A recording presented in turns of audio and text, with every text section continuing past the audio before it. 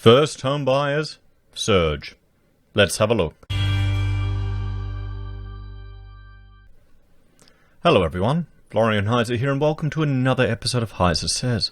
I have my lunchtime stein of coffee and I thought we'd have a look at this realestate.com.au article, which is discussing, well, of course, the increase in inquiries from first home buyers. And it's quite interesting if we compare the first home buyers to the investors who are, well, looking at the market a little bit more. It seems to be just, the positive spin of increased emails, increased web traffic. That's just evidence that the V-shaped recovery is coming, everyone. The V-shaped recovery is coming. Can you tell I'm being a bit sarcastic here? But I can't blame people for wanting to jump in. Home ownership is part of the great Australian dream. Australia is property obsessed. Rent money is dead money. Have we all heard that? Property always goes up. Think 10, 20, 30 years in the future, it'll be fine. So first home buyer inquiries surges as buyers navigate the pandemic market. Australia's real estate industry has been put to the test in 2020. And while the pandemic has forced the sector to slow down, first home buyers are doing the opposite. So could this be similar? Could this be similar to other markets? And I'll bring this chart up here. This is showing the investors on the Robinhood trading platform that jumped into Hertz. Hertz, the famous car rental business that we're all familiar with.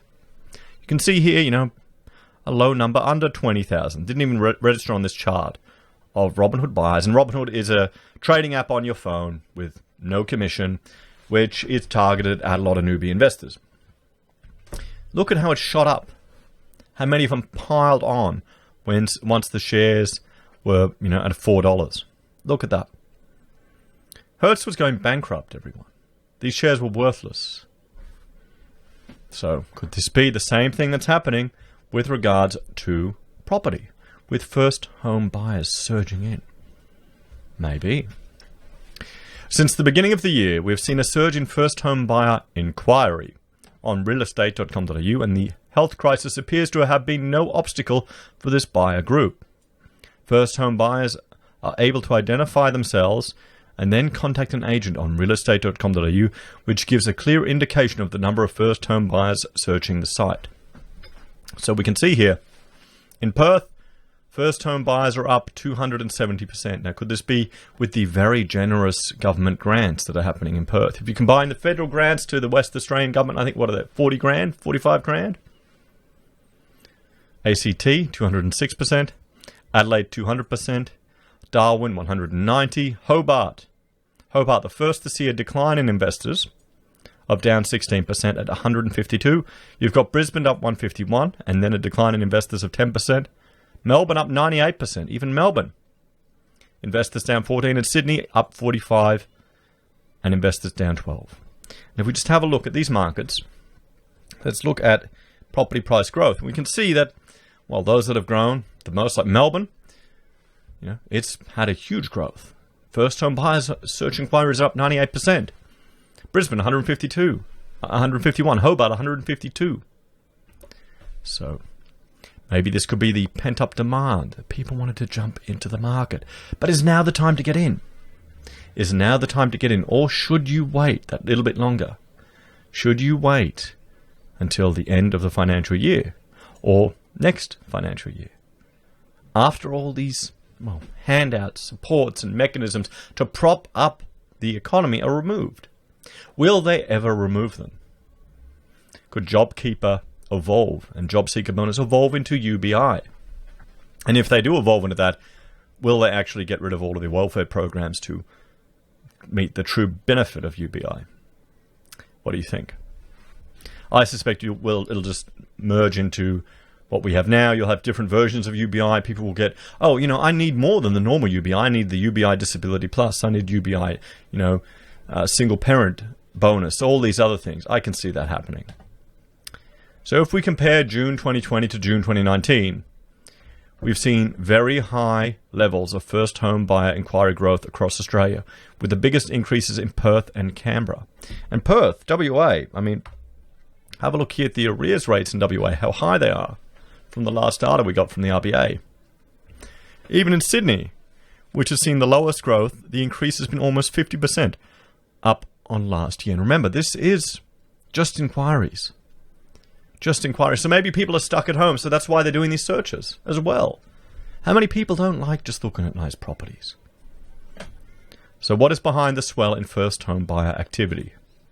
Given the country is in the midst of a recession, we're not in the middle of a recession, we're in the beginning of a recession. This is going to last for some time. Do people really think this is the worst it's going to get? Because of the health crisis? Well, no, because of the response to a health crisis, but it's just semantics. You would think first home buyers would be less enthusiastic about taking the plunge into the property market. However, there are a number of key drivers behind this trend. 1. Government incentives. All state and territory governments offer targeted programs to help first home buyers break into the property market, while the federal government's new 5% deposit scheme has also been exceedingly popular. The Prime Minister Scott Morrison recently announced the Home Builder Scheme, which also stands to benefit this buyer group, although it doesn't specifically target first home buyers.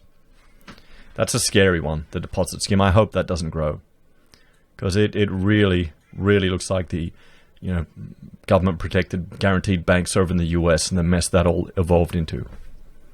Investors are backing off.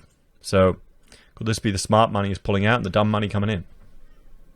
The people who are, by all measures, least experienced in property are piling in now, while the investors are holding off. What does that tell us? Investors are showing low levels of activity in the property market, which is giving first home buyers the advantage, as the two buyer groups typically target similar properties. With few investors, first home buyers are finding it less competitive when buying properties. 3. Limited price growth. For many Australians, buying their first home is one of the biggest decisions they will ever make. So a slower market during the pandemic is giving first home buyers more time to decide what their best move is. So interest rates are at record low as well, and they're probably going to stay there for the foreseeable future. Banks are being cautious, given the uncertainty in the job market because of the health crisis. So it isn't easy to get finance. However, a securely employed first home buyer is generally seen as a relatively safe borrower.